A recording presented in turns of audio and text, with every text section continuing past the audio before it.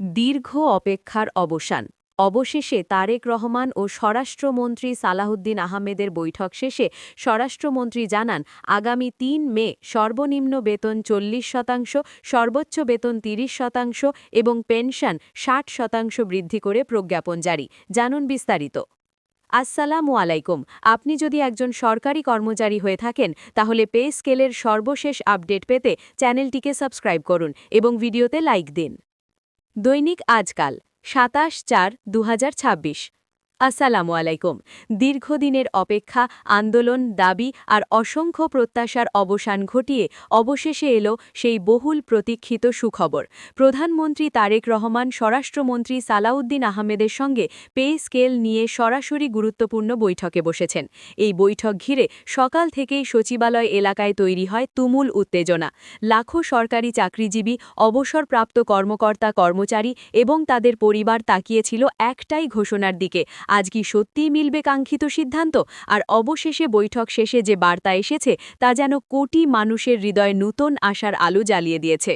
বৈঠক শেষে স্বরাষ্ট্রমন্ত্রী সালাউদ্দিন আহমেদ সাংবাদিকদের সামনে এসে জানান, আগামী ৩ মে আনুষ্ঠানিকভাবে নূতন পে স্কেলের প্রজ্ঞাপন জারি করা হবে। তিনি বলেন, সর্বনিম্ন বেতনে থাকছে ৪০% বৃদ্ধি এবং সর্বোচ্চ বেতনে থাকছে ৩০% বৃদ্ধি।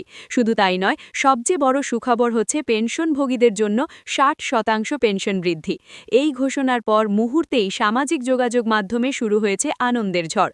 সরকারি কর্মচারীরা বলছেন, এ যেন বছরের সবচেয়ে বড় উপহার। দীর্ঘদিন ধরে নিম্ন আয়ের কর্মচারীরা অভিযোগ করে আসছিলেন, বাজার দর বাড়লেও তাদের বেতন সেই তুলনায় বাড়েনি। সংসার চালাতে হিমশিম খেতে হয়েছে অসংখ্য পরিবারকে। ছেলেমেয়েদের পড়াশোনা, বাসা ভাড়া, চিকিৎসা খরচ সব মিলিয়ে জীবন হয়ে উঠেছিল কঠিন সংগ্রাম। কিন্তু এবার ৪০% বেতন বৃদ্ধি তাদের জীবনের স্বস্তির নূতন দরজা খুলে দিতে পারে বলে মনে করছেন অনেকে। অনেকেই বলছেন, সরকার অবশেষে বাস্তবতার দিকে নজর দিয়েছে। অন্যদিকে উচ্চপদস্থ কর্মকর্তাদের জন্য থাকছে ৩০% বৃদ্ধি, কারণ প্রশাসনের সব স্তরে কাজের গতি বাড়াতে এবং দক্ষতা ধরে রাখতে এই সিদ্ধান্ত গুরুত্বপূর্ণ বলে মনে করছেন বিশ্লেষকরা। দীর্ঘদিন ধরে বিভিন্ন স্তরে বৈষম্যের অভিযোগ উঠছিল। নূতন কাঠামোতে সেই বৈষম্য অনেকটাই কমে আসবে বলে আশা করা হচ্ছে। ফলে নিম্ন স্তর থেকে উচ্চ স্তর সব পর্যায়েই তৈরি হয়েছে স্বস্তির পরিবেশ। সবচেয়ে আবেগঘন বিষয় হল পেনশন বৃদ্ধি। যারা সারা জীবন রাষ্ট্রের জন্য কাজ করেছেন, অবসরের পরে তাদের অনেকেই কষ্টে দিন কাটাচ্ছিলেন। মাস শেষে পেনশনের টাকায় সংসার চালানো ছিল কঠিন বাস্তবতা। কিন্তু এবার ৬০% পেনশন বৃদ্ধির ঘোষণায় অবসরপ্রাপ্তদের মুখে ফুটেছে হাসি।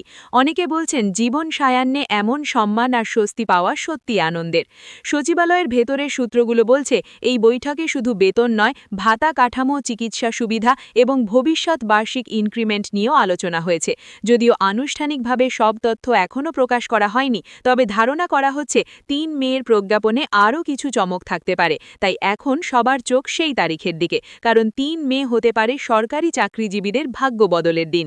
অনেক কর্মচারী ইতিমধ্যে বলছেন, এই সিদ্ধান্ত যদি দ্রুত কার্যকর হয় তাহলে বাজারে ইতিবাচক প্রভাব পড়বে, কারণ বেতন বাড়লে মানুষের ক্রয় ক্ষমতা বাড়বে, পরিবারে স্থিতি ফিরবে, সন্তানদের ভবিষ্যৎ আরও নিরাপদ হবে। বিশেষ করে নিম্ন গ্রেডের কর্মচারীরা বলছেন, এখন তারা অন্তত সম্মানের সঙ্গে সংসার চালাতে পারবেন।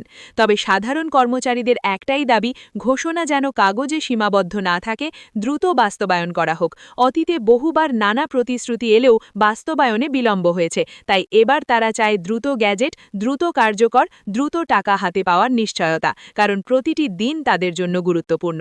রাজনৈতিক বিশ্লেষকরা বলছেন, প্রধানমন্ত্রী তারেক রহমান এই সিদ্ধান্তের মাধ্যমে কর্মচারী বান্ধব বার্তা দিলেন। বিশ্বের প্রশাসনিক কাঠামোকে শক্তিশালী করতে এবং জনগণের সেবা আরও গতিশীল করতে কর্মচারীদের আর্থিক স্বস্তি দেওয়া জরুরি ছিল।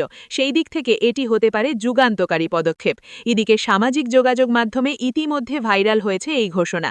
কেউ বলছেন ইতিহাসের সেরা সিদ্ধান্ত, কেউ বলছেন বহু বছরের দাবি পূরণ হলো, আবার কেউ কেউ বলছেন এখনও বিশ্বাস করতে পারছি না, ৩ মের প্রজ্ঞাপন হাতে পেলেই চূড়ান্ত আনন্দ হবে। মানুষের এই অপেক্ষা এখন চরমে পৌঁছেছে। সরকারি চাকরিজীবী ভাই ও বোনেরা, আপনারা কি মনে করেন? ৪০% সর্বনিম্ন বেতন বৃদ্ধি, ৩০% সর্বোচ্চ বৃদ্ধি এবং 60% পেনশন বৃদ্ধি, এটি কি যথেষ্ট নাকি আরও বাড়ানো উচিত ছিল? আপনাদের মূল্যবান মতামত অবশ্যই কমেন্টে জানান, কারণ আপনাদের মতামতই ভবিষ্যতের দাবিকে আরও শক্তিশালী করবে। সবশেষে বলবো, আগামী 3 মে হতে যাচ্ছে একটি ঐতিহাসিক দিন। লাখো পরিবারের স্বপ্ন, আশার আলো, নতুন জীবনের সূচনা লুকিয়ে আছে সেই ঘোষণায়। তাই চোখ রাখুন, অপেক্ষায় থাকুন, আর সর্বশেষ আপডেট পেতে আমাদের চ্যানেলটি সাবস্ক্রাইব করুন, ভিডিওতে লাইক দিন এবং শেয়ার করে অন্যদের জানিয়ে দিন। আবারও দেখা হবে নতুন সুখবর নিয়ে। আল্লাহ হাফেজ।